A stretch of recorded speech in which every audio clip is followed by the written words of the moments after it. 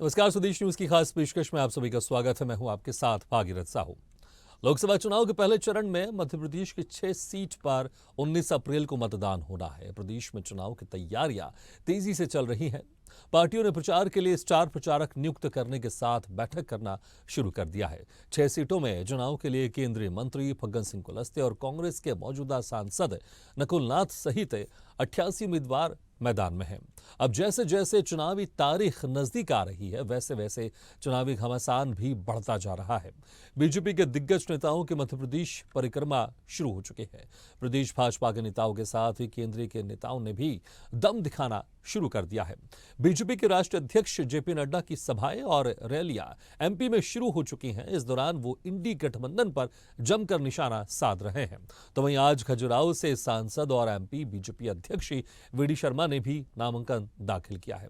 VD Sharma ने दावा किया कि प्रदेश की 29 में से 29 सीटें हम जीतेंगे। साथ ही उन्होंने कहा कि इस बार हम 58% वोट शेयर से आगे बढ़कर 68 और 70% तक वोट प्रतिशत ले जाएंगे और 400 पार कराएंगे। इसके अलावा भाजपा नेता कांग्रेस सहित विपक्ष को जमकर निशाने पर ले रहे हैं। ऐसे में सवाल यही है कि कांग्रेस के नेता आखिर कब से मैदान में उतरेंगे या फिर जनता के भरोसे ही कांग्रेस नेता चुनाव लड़ रहे हैं। आम जनता जनार्दन का आशीर्वाद है। चुनाव जनता लड़ रही है, कार्यकर्ता मैदान में हैं। हम तो निमित्त मात्र के लिए प्रत्याशी के तौर पर खड़े हैं। कमल का फूल ही हमारा प्रत्याशी होता है कि 29 भी जीतेंगे और इस बार वोट शेयर का इतिहास बनेगा। पिछली बार हमें 58% मिला था, हम 10% वोट बढ़ा करके 68 से 70 बल्कि 75% तक जाएंगे। वो कह रहे हैं, मोदी जी कह रहे हैं भ्रष्टाचार हटाओ। मोदी जी कह रहे हैं भ्रष्टाचार हटाओ। मोदी जी कहते हैं कोई भ्रष्टाचारी रहने नहीं दूंगा। भ्रष्टाचारियों की जगह कहां है? जेल। उनको जेल भेज करके हटेंगे, ये मोदी जी कहते हैं। तो 19 अप्रैल से मतदान की शुरुआत हो जाएगी। पहले चरण के मतदान की शुरुआत होगी। मध्य प्रदेश की 6 सीटों पर 19 अप्रैल को मतदान होगा। लेकिन यहां पर बीजेपी की रणनीति और बीजेपी का चुनाव प्रचार जिस तेजी के साथ आगे बढ़ रहा है, कांग्रेस उतनी तेजी के साथ आगे नहीं बढ़ रही। चलिए इसी खास मुद्दे पर हम चर्चा शुरू करते हैं और जो मेहमान हमारे साथ मौजूद है मैं उनका आप लोगों से तारुफ करा देता हूं। हमारे साथ हैं राजेंद्र सिंह ठाकुर जी, बीजेपी प्रवक्ता, जितेंद्र मिश्रा जी, कांग्रेस प्रवक्ता, और सीनियर एडिटर स्वदेश न्यूज की मुक्ता पाठक जी।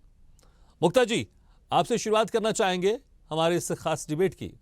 मुक्ता जी, देखिए जिस तरह से 19 अप्रैल को पहले चरण की शुरुआत हो जाएगी, मतदान की शुरुआत हो जाएगी, 6 सीटों पर मध्य प्रदेश में चुनाव होगा।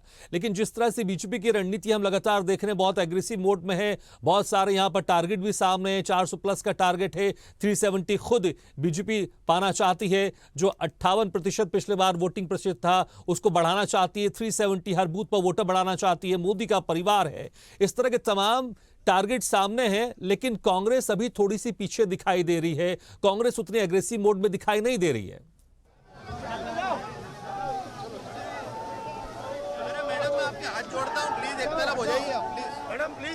जी बिल्कुल, आपको मैं दिखाना चाहूंगी। यहाँ पे ये पन्ना में आप देखिए, मेरे पीछे रथ है, स्मृति ईरानी है, वीडी शर्मा है, प्रफुल्ल प्रहलाद पटेल है, मंत्री है। आप देख सकते हैं, लगातार मैं आपको दिखा रही हूँ। यहाँ पे दिखा रही हूँ, अभी यहाँ पे सभा खत्म हुई है। यहाँ पे सब नेताओं ने बोला है और उसके बाद यहाँ पे चल रही है। आप देख सकते हैं बीजेपी किस तरह से एग्रेसिव मोड में है। यहाँ पे मैं चाहूंगी कैमरामैन आपको दिखाए सारे यहाँ के किस तरह का माहौल है। तो देखिए बीजेपी कितनी एग्रेसिव है। देखिए हम लोग आपको लगातार माहौल दिखा रहे हैं। यहाँ पे किस तरह की भीड़ उमड़ आई है। जय जय श्री राम के नारे लग रहे हैं। ठीक है, तो आपने जिस तरह से देखा कि बीजेपी की तरफ से रैली है और तमाम वहां पर जनता भी मौजूद है। खजुराहो से सांसद और एमपी बीजेपी अध्यक्ष वीडी शर्मा ने नामांकन भी दाखिल किया। चलिए चर्चा को हम आगे बढ़ाते हैं। जो मेहमान हमारे साथ मौजूद राजेंद्र सिंह ठाकुर जी, जितेंद्र मिश्रा जी। जितेंद्र मिश्रा जी, देखिए अगर हम बीजेपी के कैंपेन को देखे, अभी हमने तस्वीर भी दिखाई थी कि किस तरह से बीजेपी की रैली है, तमाम जनता वहां पर मौजूद है। ऐसा नहीं है कि आप लोग की रैली निकलती वहां पर भी जनता मौजूद रहती है, लेकिन अगर हम बीजेपी की एक रणनीति देखें, यहां पर तमाम टारगेट यहां पर सामने है। 400 पार एनडीए का नारा है, 370 बीजेपी जाना चाहती है, मोदी का परिवार नारा सामने है, यहां पर 370 हर बूथ में वोटर्स को बढ़ाना, ऐसे तमाम टारगेट बीजेपी के यहां पर सामने दिखाई दे रही हैं। लेकिन कांग्रेस की तरफ से वो जो एक एग्रेसिव मोड दिखाई देना चाहिए, वो जो एक चुनावी जो एक मोड में रहती है, वो ऐसा लग रहा है कि अभी भी कांग्रेस पूरी तरह से मैदान में नहीं उतर पा रही है।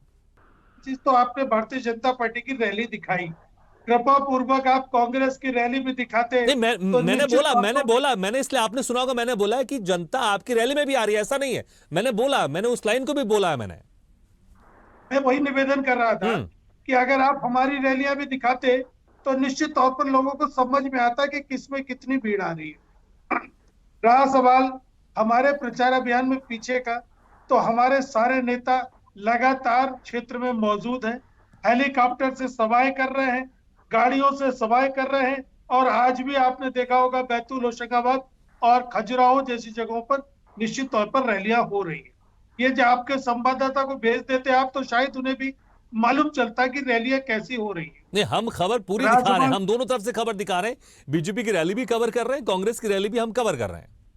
मैंने देखा नहीं अभी आपके चैनल पे, आपने जो फुटेज दिखा है ये देख नहीं पाया मैं, लेकिन ठीक है, अभी लाइव था इसलिए हमने दिखाया। अभी 400 पार की बात जहां तक है, तो आपने देखा बंगाल में भी 200 पार की बात की जा रही थी, दिल्ली में 40 पार की बात की जा रही थी।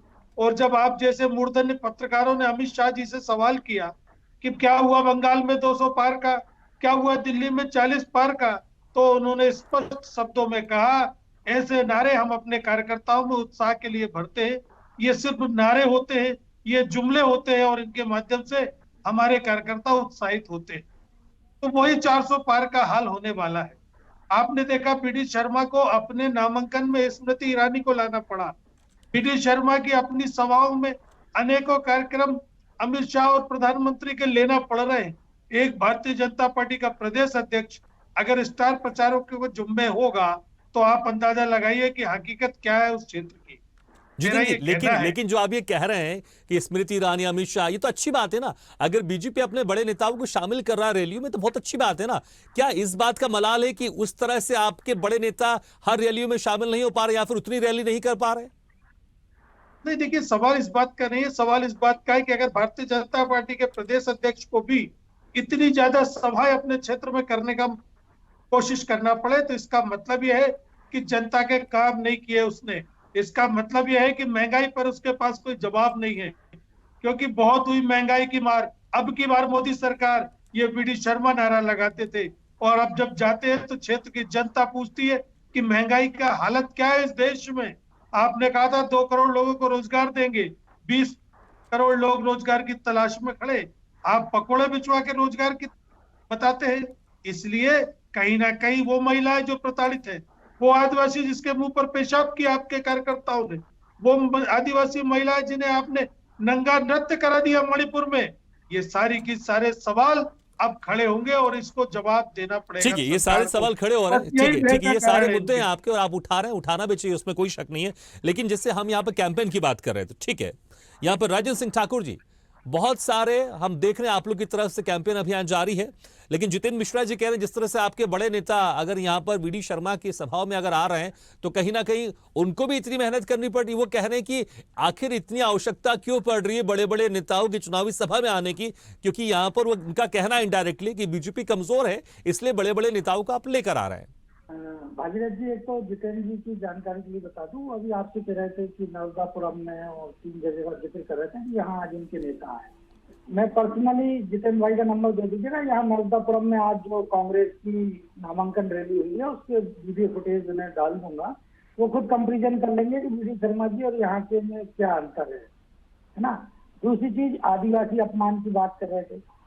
आज जितेंद्र भाई, आदिवासियों का अपमान कमलनाथ जी ने किया, उसका रिएक्शन ये रहा कि उनकी खुद की लोकसभा क्षेत्र के अंदर विधायक ने इस्तीफा दे दिया है। रूलिंग पार्टी मतलब सिटिंग एमएलए ने अपना इस्तीफा दे दिया, वहां के महापौर ने इस्तीफा दे दिया, और उन दोनों का संयुक्त आरोप यही था कि आदिवासियों का अपमान किया जा रहा है।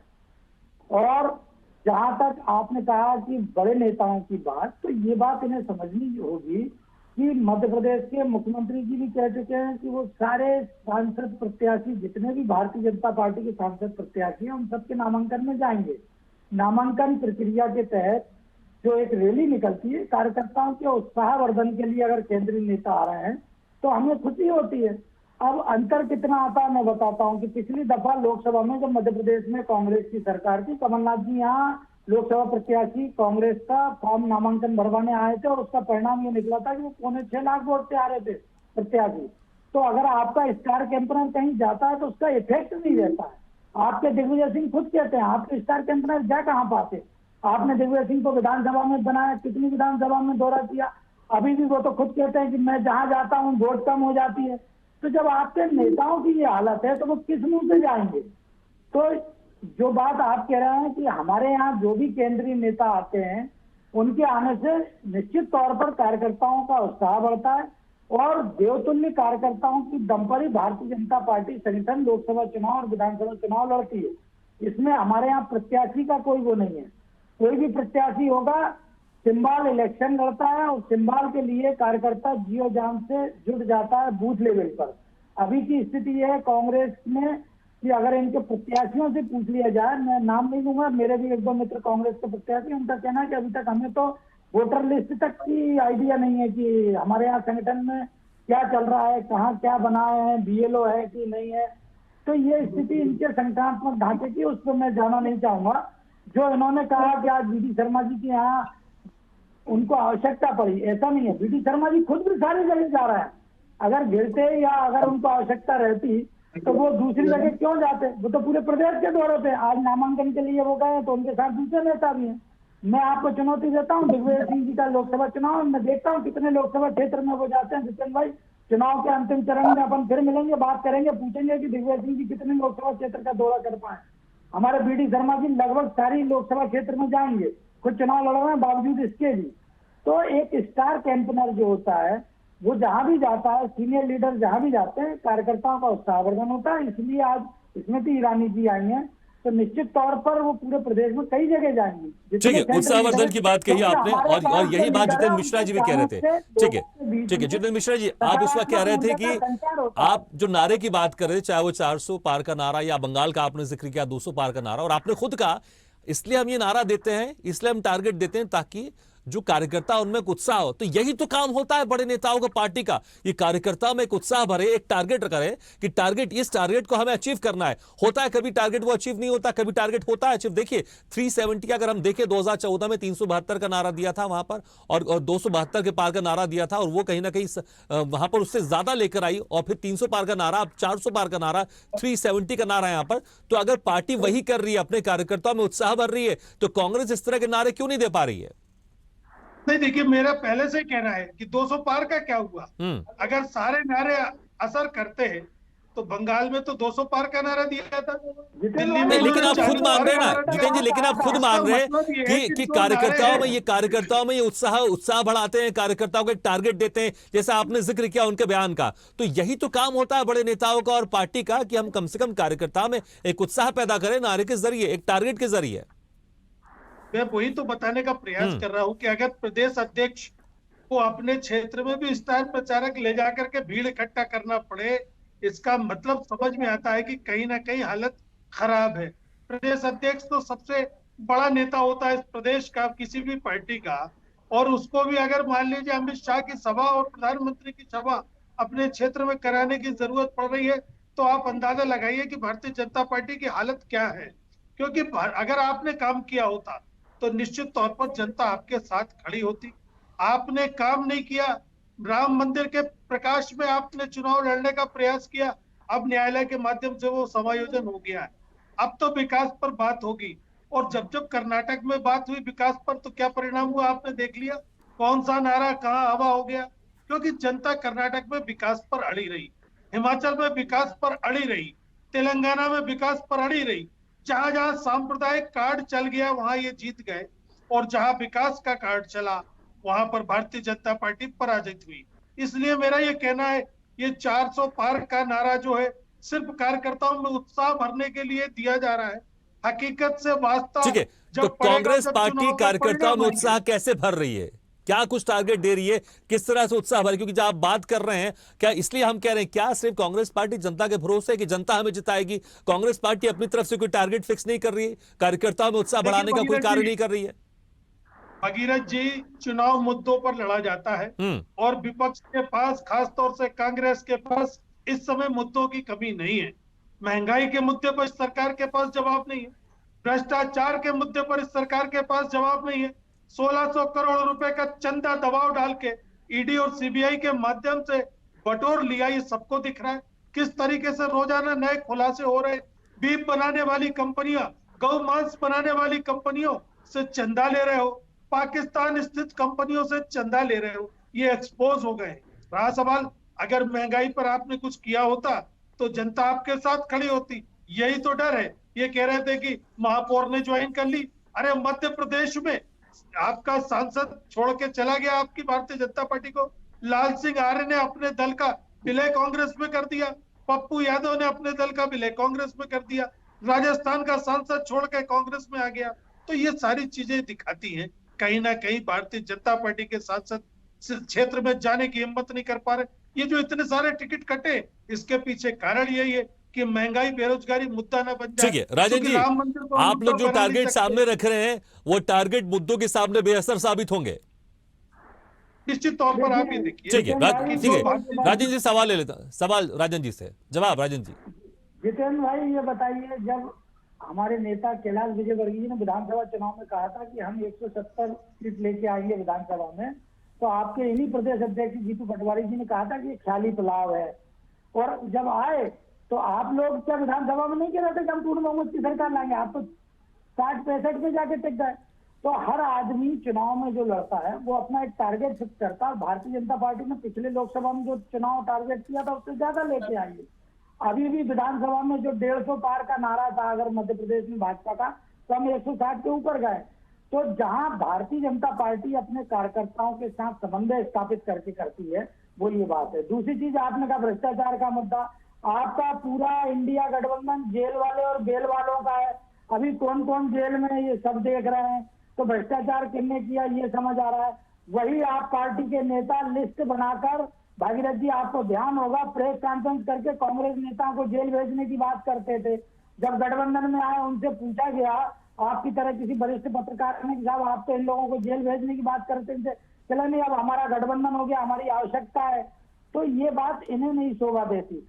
चंदे की बात कर रहा, आप चीन से चंदा लेने वाली कांग्रेस बात करती है चंदे की, तो ये पहले अपने गिरेबान में झांके। आज आपने एक सांसद की बात कर दी, आपकी तो पूरी लाइन लगी हुई है 4000 से ठीक है, मुझे लगता है कि चंदों को लेकर भी कई बार हम बहस कर चुके हैं, लेकिन जैसे जैसे जितेंद्र जी कह रहे हैं कि एक तरफ मुद्दे और दूसरी तरफ आपका टारगेट। ठीक है, मुक्ता जी भी हमारे साथ जुड़ी। मुक्ता जी देखिए, अगर देखिए 19 अप्रैल को मध्य प्रदेश की 6 सीटों पर पहले चरण का मतदान हो जाएगा और उसके बाद से फिर एक चुनावी जो मोड है और तेजी से आगे बढ़ जाएगा। लेकिन बीजेपी के कार्यकर्ताओं के लिए बहुत सारे टारगेट है। हम देखेंगे 400 पार एनडीए, 370 बीजेपी खुद 370 वोटर्स हर बूथ में बढ़ाने, मोदी का परिवार। लेकिन कांग्रेस की तरफ से इस तरह का कोई टारगेट या कोई एक प्रचार प्रसार जो एक तेजी से गति दिखाई देता है वैसा सामने नहीं है। लेकिन जितेंद्र मिश्रा जी कह रहे हैं कि मुद्दों के हिसाब से हम आगे जा रहे हैं और मुद्दों के सामने जितना भी टारगेट बीजेपी लेकर जा रही है ये कहीं ना कहीं ध्वस्त हो जाएंगे और यहां पर कांग्रेस बाजी मारेगी। मुक्ता जी, आपकी आवाज हम तक नहीं पहुंच पा रही, हम दोबारा आपसे संपर्क साधने की कोशिश करेंगे, आपकी आवाज हम तक नहीं पहुंच पा रही है। ठीक है जितेंद्र जी, लेकिन ठीक है, देखिए जिस तरह से आप मुद्दों की बात करें, मुद्दे तो बिल्कुल वाकई चुनाव में रहते हैं, इसमें कोई शक नहीं है, लेकिन पार्टी की एक रणनीति भी तो सामने आती है ना कि किस रणनीति के साथ। जैसे कि राजन सिंह ठाकुर से कह रहे थे कि उनके कोई कांग्रेसी मित्र थे, वो वोटर लिस्ट की बात कर रहे थे कि वोटर लिस्ट हमें नहीं पता, बीएलओ कौन है हमें नहीं पता, तो वो इस तरह की बात कर रहे हैं, चर्चा कर रहे हैं। तो पार्टी की रणनीति भी तो कहीं ना कहीं चुनाव में असर डालती है। निश्चित तौर पर भगीरथ जी, हमने गांधी चौपाल के माध्यम से हर गांव में दस्तक दी, हमने घर घर चलो अभियान के माध्यम से घर घर में दस्तक दी और भारतीय जनता पार्टी के लेकर के सवाल पूछे। लोगों ने कहा इस सरकार से हम त्रस्त हैं। इसने कहा था कि 300 रुपए में सिलेंडर देंगे, 400 रुपए में सिलेंडर देंगे, 1100 रुपए में सिलेंडर बेच रहे हैं। इन्होंने कहा था महंगाई की मार और आज ये 110 रुपए में पेट्रोल बेच रहे हैं, जबकि कच्चा तेल सस्ता हुआ है। तो निश्चित तौर पर कहीं ना कहीं हम लगातार क्षेत्र में रहे हमारी रणनीति के अनुसार आपने देखा किस तरीके के प्रत्याशी सामने आए जो कड़ी चुनौती पेश कर रहे। हमारी रणनीति एक बनाम एक की थी, उसमें हम सफल हो गए। भारतीय जनता पार्टी को कड़ी टक्कर देने की जो प्लानिंग हमने की थी उसको देखिए आप, उसमें हमारे उम्मीदवार 100% खरे उतर रहे। अब सवाल इस बात का है कि पदयात्रा की बात की, तो पदयात्राओं से ही सरकार गिरी है आपकी। 2018 में आप जब बाहर हुए थे उसमें दिग्विजय सिंह का बहुत बड़ा रोल था। उस पदयात्रा के बाद ही आपको सरकार से बाहर का रास्ता दिखाया था। निश्चित तौर पर जनता से जुड़ाव है। हमने 150 सांसदों की बाहर करने का भी रास्ता आपने दिखाया हमें। हम सड़क पर प्रदर्शन करते हैं तो हमें गिरफ्तार कर लिया जाता है। आज के देश में 2024 ठीक है मेरे पास समय कम है, मेरे पास समय राजन जी एक लास्ट कमेंट आपका भी समय कम है। देखिए जितेंद्र जी, पहले तो आप अपनी जानकारी सुधार लीजिए मेरे भाई। आपने कहा 2018 में दिग्विजय सिंह जी की पदयात्रा, नर्मदा पदयात्रा के कारण सरकार बनी। मैं पूरे डाटा के साथ बताता हूँ, पूरे नर्मदा पट्टी में कांग्रेस का सफाया हुआ था। नरसिंहपुर से लेकर खंडवा तक एक भी नर्मदा किनारे की सीट आप नहीं जीत पाए थे 18 में। आप क्या बात करते हो? जिन पद पे दिग्विजय सिंह गए में पूरा टुकड़ा साफ हुआ। दूसरी पदयात्रा राहुल गांधी ने की आपकी विधानसभा के पहले। 21 विधानसभा क्षेत्र में गए, भागीरथ जी के पास खुद के पास रिकॉर्ड है, उसमें से 17 पे कांग्रेस हारी है, जिनमें सिटिंग एमएलए आ रहे हैं आपके, चाहे प्रदेश अध्यक्ष हो, कुणाल हो, ये सारे लोगों के क्षेत्र से ही राहुल गांधी गए थे। जहां जहां उनके पैर पड़े वहां वहां बंटाढार करते गए। तो थोड़ा सा डाटा लेके तैयारी के साथ बात किया करें कि आप जो कह रहे हैं कि इन्हीं के कारण सरकार बनी थी 18 में दिग्विजय सिंह जी नर्मदा पट्टी पे यात्रा की है। आप देख लीजिए, नरसिंहपुर, होशंगाबाद, सिवनी मालवा, टिमरनी, खंडवा, बुरहानपुर, कहीं भी आपको एक भी सीट मिल पाई थी क्या? तो ठीक है, जवाब ले दें जितेंद्र जी, जवाब। थोड़ा सा जितेंद्र जी अध्ययन करके बात कीजिए। क्योंकि आप पदयात्रा की कर रहे थे, पदयात्रा के आंकड़े बता रहे हैं राजन सिंह ठाकुर जी। इनको पदयात्रा की संदेश का अंदाजा नहीं है। पदयात्रा किसी एक क्षेत्र विशेष में नहीं होती। पदयात्रा का मैसेज पूरे देश में जाता है, पूरे प्रदेश में जाता है। और दिग्विजय पदयात्रा का फायदा कांग्रेस को यह हुआ था कि आपको सरकार को बाहर कर दिया गया था। और आज की तारीख में आप किन मुद्दों पर चुनाव लड़ेंगे? महंगाई आपका मुद्दा होगा, बेरोजगारी आपका मुद्दा होगा, कि देश की सीमाएं आपका मुद्दा होगा, 1600 करोड़ रुपए का चंदा उगाही आपका मुद्दा होगा। निश्चित तौर पर जनता जवाब देगी, जनता फैसला लेगी। 4 जून को स्पष्ट हो जाएगा कि आपकी सरकार ने कैसे काम किए हैं और कांग्रेस ने कैसे मुद्दे उठाए। मोदी जी के नेतृत्व में जिस प्रकार से देश प्रगति पथ पर है, ये पूरी जनता जानती है। लेकिन राजन जी देखिए, कई बार जो आप लोग ने टारगेट दिए हैं, जैसे कि जितेंद्र जी कह रहे थे बंगाल की बात करते हैं, वहां आपने 200 पार का टारगेट दिया, लेकिन आप वहां पर 100 पार भी नहीं हो पाए। तो ऐसे बहुत बार जो टारगेट हैं वो आपके पूरे नहीं हो पाते हैं। आप लोग तमाम तरह के टारगेट तो देते हैं, तमाम तरह के अभियान शुरू करते हैं, लेकिन उसका असर हर बार नहीं होता है।